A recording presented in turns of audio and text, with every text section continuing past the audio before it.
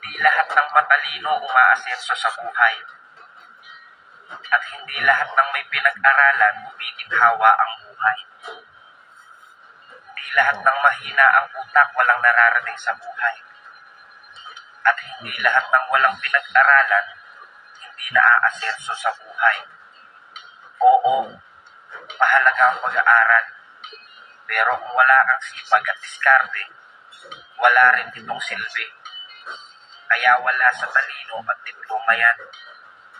Wala rin yan kahit mahina ang utak at walang natapos. Nasa tamang diskarte at sipag sa buhay yan.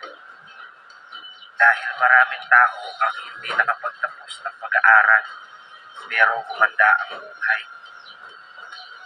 Pinanganak ka ng mahirap, choice natin kung mananatili pa rin tayong mahirap o magsumikap.